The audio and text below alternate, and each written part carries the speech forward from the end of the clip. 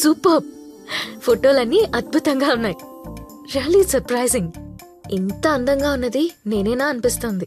So ఇప్పటికైనా ఒప్పుకుంటావా నేను అందాన్ని చాలా అందంగా బంధిస్తానని? నిజమే, ఒప్పుకుంటాను. ఏమైంది? కాలు నొప్పిగా ఉంది. వెయిట్ వెయిట్, ఇక్కడ కాలు పెట్టు. ఎక్కడ? ఇక్కడేనా?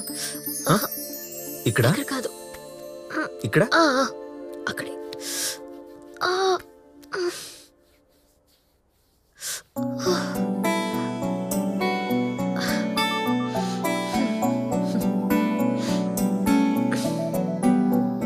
అరుణ్, మగాళ్ళకి ఆడవాళ్ళ కాళ్ళు పట్టుకోవాలంటే నామోషి కదా? నొప్పి తగ్గిందా? తగ్గింది, కానీ నువ్వు తప్పించుకోవాలని చూడకు. నేను నీ కాళ్ళు పట్టుకున్న తర్వాత కూడా నువ్వు ఈ మాట అడుగుతున్నావా? నేను నీ గురించి అడగడం లేదు, మిగతా మగాళ్ళ గురించి అడుగుతున్నాను. చెప్పు, ఆడాళ్ల కాళ్ళు పట్టుకోవాలంటే మీ మగాళ్ళకి నామోషి కదా? అలా ఎందుకు అనుకుంటున్నావు? శ్రీకృష్ణుడు అంతటి వాడే సత్యభామ కాళ్ళు పట్టుకున్నాడు. మేము అంతే. అసలు మా మగాళ్ళు మీ కాళ్ళు పట్టుకోకుండా రోజే గడవదు. అబ్బా, నిజమా? అవును మరి. మీరు అలిగితే కాళ్ళు పట్టుకుంటాం, మిమ్మల్ని ప్రసన్నం చేసుకోవాలంటే కాళ్ళు పట్టుకుంటాం. పెళ్ళైన మగాడైతే భార్య పుట్టింటికి వెళ్ళిపోతానంటే ఆమె కాళ్ళు పట్టుకుంటాడు. అంతెందుకు, అసలు ఆ పని మొదలయ్యేదే కాళ్ళు పట్టుకోవడంతో. నేనడిగేది 4 గోడల మధ్య కాదు, అందరి ముందు జరిగేది.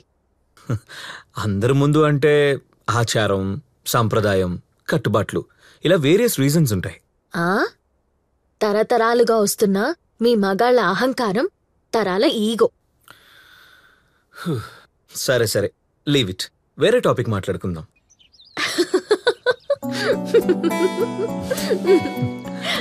నిన్ను నవ్వించడం చాలా కష్టమే.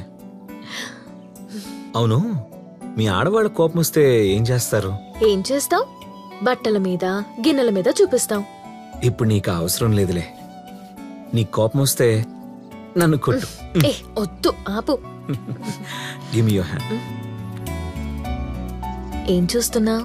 నాకు ఆస్ట్రాలజీ తెలుసు, నేను జాతకం బాగా చెప్తాను. ఆహా, చెప్పు.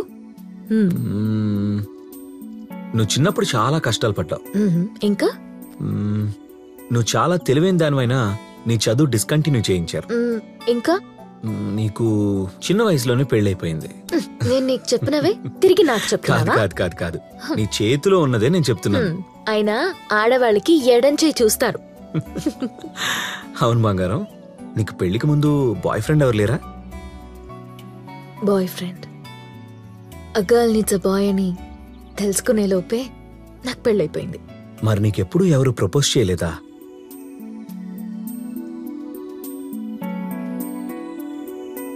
నేను టీనేజ్ లో ఉన్నప్పుడు కాలేజ్లో అబ్బాయిలు నా వైపే చూస్తున్నారని తెలిసినప్పుడు చాలా గర్వంగా ఉండేది. ఒక లవ్ లెటర్ కూడా వచ్చింది. I still remember.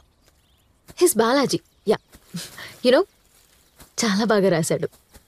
నిన్ను చూస్తే పెరట్లో తులసి మొక్కలా, గుడిలో దేవతలా చాలా పవిత్రంగా ఉంటావు అంటూ. వావ్, తను నిజమే చెప్పాడుగా. అతన్ని చూడాలనుకున్నాను, కానీ ధైర్యం సరిపోలేదు. చివరికి చూద్దాం అనుకునేసరికి నాకు పెళ్ళైపోయింది. ఇంకా ఆ తర్వాత ఏముంది? మొగుడు, పిల్లలు, సంసారం, పురుడ్లు, పుణ్యాలు. సో ఆ తర్వాత నీకెప్పుడు జాబ్ చేయాలనిపించలేదా? పెళ్లికి ముందు మా వారు పెట్టిన కండిషన్ అదే, నేనెప్పుడు జాబ్ చేయకూడదు అని. మరి పెళ్లికి ముందు ఏమీ తెలియని నువ్వు సడన్ గా నీ లైఫ్ లోకి వచ్చిన వ్యక్తితో ఎలా అడ్జస్ట్ అయ్యావు?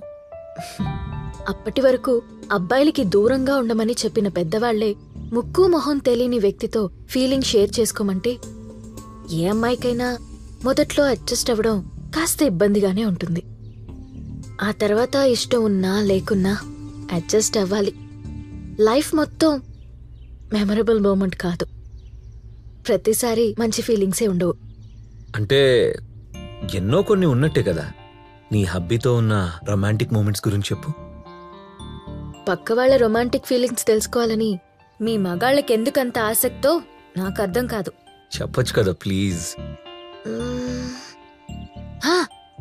గుర్తొచ్చింది. అవునా? చెప్పు చెప్తాను చెప్పు ప్లీజ్.